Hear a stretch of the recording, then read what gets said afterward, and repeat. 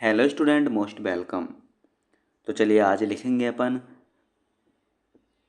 आनंद मासिक पत्रिका अंक 7 के प्रतिलेखन संख्या 25 और 26 का डिक्टेशन। डिक्टेशन लिखने से पहले इसमें आने वाले हार्ड वर्ड और वाक्यांश की आउटलाइनों पर एक नज़र डाल लेते हैं। यदि आपको इसका पीडीएफ चाहिए तो आप हमारे Telegram channel short hand with Vivek से इसका पीडीएफ भी डाउनलोड कर सकते हैं। टेलीग्राम चैनल तक पहुंचने के लिए इस वीडियो के डिस्क्रिप्शन में लिंक दिया है, या आप टेलीग्राम पर सर्च करोगे शॉर्ट हैंड विद विवेक तो आपको आसानी से मिल जाएगा। तो चलिए लिखेंगे इसका डिक्टेशन। डिक्टेशन की स्पीड लगभग 80 शब्द पर मिनट रहेगी। तो चलिए डिक्टेशन स्टार्ट करते हैं 5 सेकंड बाद।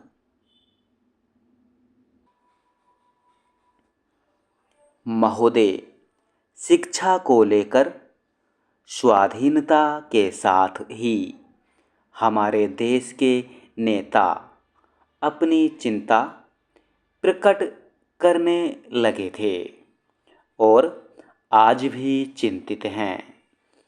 भारत के प्रथम राष्ट्रपति डॉक्टर राजेंद्र प्रसाद और प्रथम प्रधानमंत्री जवाहरलाल नेहरू से लेकर आज तक सभी नेता एवं विचारक देश की शिक्षा पद्धति को दोषपूर्ण मानते हैं, परंतु अभी तक कोई सुनिर्दिष्ट नीति नहीं बन पाई है।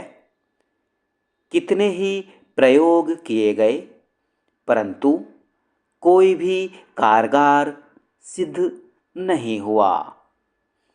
अभी तक हम यह तय नहीं कर पाए कि हमारे बच्चों को क्या पढ़ाया जाए। हम यह भी नहीं सोच पाए कि हमारी अगली पीढ़ी किस तरह की बने। हम अपनी शिक्षा नीति का उद्देश्य भी तय नहीं कर पाए। बड़ी से बड़ी आवाज़ रोजगार पक्ष में उठाई जा रही है। रोजगार की पढ़ाई लिखाई का परमार्थ बन गया है और वह भी हम नहीं दे पाए हैं। इसी बीच विचार में 2 पीढ़ियां बीत गईं। सबसे बड़ी मज़ेदार बात यह है कि पिछली पीढ़ियों में हम देश को साक्षर भी नहीं बना पाए। आज से 160 वर्ष पूर्व मद्रास प्रेसिडेंसी ने एक कमीशन के जरिए देश की शिक्षा प्रणाली की जांच करवाई थी, जिसका सारांश यह था कि उस समय हमारे देश में इंग्लैंड की तुलना में पढ़े लिखे करीब करीब बराबर थे। पढ़े लिखों की संख्या 35% के आसपास थी। शिक्षा पद्धति में जब मैकाले का प्रवेश हुआ तो सब कुछ नए सिरे से पढ़ना लिखना शुरू हुआ।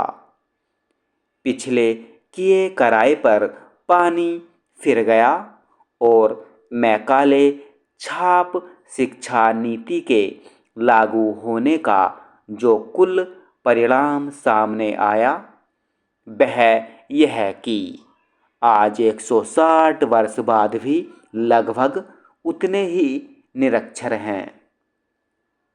यदि मूल शिक्षा पद्धति लागू रहती तो यह देश आज कहाँ पहुँचता, सहज ही समझ में आ सकता है। पुरानी शिक्षा पद्धति का स्वरूप यह था कि शिक्षक अपने ही घर पर पाठशाला चलाता था और विद्यार्थी वहीं पढ़ने जाते थे। शिक्षा के योगक्षेम की व्यवस्था बच्चों के माता पिता अपनी इच्छा से करते थे। प्रत्येक माह की पड़वा को भोजन सामग्री अवश्य नियम पूर्वक शिक्षक के घर पहुंचा दी जाती थी। गुरु पूर्णिमा और अन्य पर्वों पर भी गुरुजी का विशेष ध्यान रखा जाता था। इन घरेलू पाठशालाओं में बच्चों को गणित और वर्णमाला पढ़ाई जाती थी। कहीं कहीं रामायण और गीता और महाभारत भी पढ़ाई जाती थी।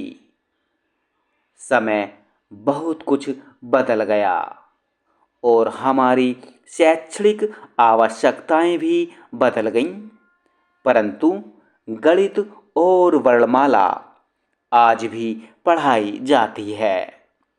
आज भी हम उस प्रणाली का उपयोग क्यों नहीं करते? जब से मैकाले छाप शिक्षा प्रणाली चालू हुई, तब से हमारा जोर शिक्षा के बजाय स्कूल भवनों पर अधिक हो गया है। सरकारीकरण के कारण शिक्षक भी वेतनभोगी बन गए। शिक्षक से बड़ी इच्छा अब स्कूल इंस्पेक्टर की हो गई। यदि पुरानी पद्धति का यथेष्ट उपयोग किया जाता या उसे मान्यता देकर चालू रखा गया होता, तो हमारा देश कभी का साक्षर हो गया होता। उन शालाओं में जो गणित पढ़ाई जाती थी, वह आज की तुलना में कहीं अधिक अच्छी थी। महोदय, अब जरा सोचें कि इस छोटी सी बात को समझने के लिए न तो कोई कमीशन बैठने की ज़रूरत, न कोई कानून बनाने की ज़रूरत है। प्राथमिक शिक्षा का सारा भार सरकार से उतर जाता अगर वह इतना सा तय कर लेती कि शिक्षा प्रणाली को चालू रखती और उसे प्राथमिक शिक्षा के समान कर दिया जाता। उस पढ़ाई के बाद माध्यमिक शालाओं में सीधा प्रवेश दे दिया जाता। इससे सरकार को न तो हजारों भवनों का, लाखों शिक्षकों के वेतन व अन्य खर्चों का भार सहन करना पड़ता और न आए दिन हड़तालों व आंदोलनों का सामना ही करना पड़ता, बल्कि कुछ विशेष प्रेरणा देकर ऐसे क्षेत्रों में भी पाठशालाएं खुलवाई जा सकती थीं जो उपेक्षित या तिरस्कृत क्षेत्र हैं, और यह काम भी गैर सरकारी तौर पर किया जा सकता था। अगर इसमें कोई व्यावहारिक कठिनाई है तो उसे दूर किया जा सकता है। अगर हमारी सरकार पुरानी शिक्षा नीति पर ही चलती रहती तो आज साक्षरता के लिए तरह तरह से भारी भरकम, खर्चीले और जो दिखावटी कार्यक्रम चलाए जा रहे हैं, उनकी कोई आवश्यकता ही नहीं पड़ती। प्रौढ़ शिक्षा कार्यक्रम आज सरकार चलाती है क्योंकि अमेरिका से यह फार्मूला आयात किया गया है। सरकारी लोगों को यह कौन समझाए कि भारत का प्रौढ़ जन, जो इतना शिक्षित है कि पढ़ाने वाले केवल वेतन भत्ता ही उठा सकते हैं, हस्ताक्षर करने की शिक्षा ही प्रौढ़ शिक्षा है, तो यह काम तो किसी प्रौढ़ के बच्चे भी कर सकते हैं। साक्षरता या प्राथमिक शिक्षा के एक पहलू के बाद इससे ऊपर की चर्चा के बाद इससे ऊपर की शिक्षा पर विचार किया जा सकता है। पहले तो हमें यह तय करना होगा कि माध्यमिक या उच्चतर माध्यमिक शिक्षा के ऊपर शिक्षा देने का काम ही सरकार के जिम्मे न रहे। जो लोग उच्च शिक्षा प्राप्त करना चाहें उनकी पात्रता निश्चित मापदंडों के साथ तय कर दी जाए और गैर सरकारी प्रतिष्ठानों, न्यासों एवं सरकारों को चाहिए कि इन योग्य पात्रों को शिक्षा के लिए साधन प्रदान करें। अभिभावक उनका भार उठावें या आयकर कानून में इसके लिए कुछ प्रावधान किए जाएं।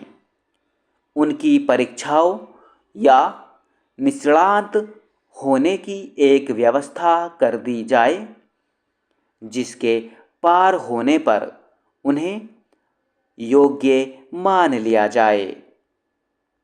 माध्यमिक एवं उच्च माध्यमिक शिक्षा के लिए स्वावलंबी या अनुदान योजना बनाकर सरकारी व गैर सरकारी सहयोग से शिक्षा चालू की जाए। इस शिक्षा के साथ शारीरिक शिक्षा भी दी जाए। शारीरिक शिक्षा में खर्चीले उपकरणों वाले क्रियाकलाप न रखें,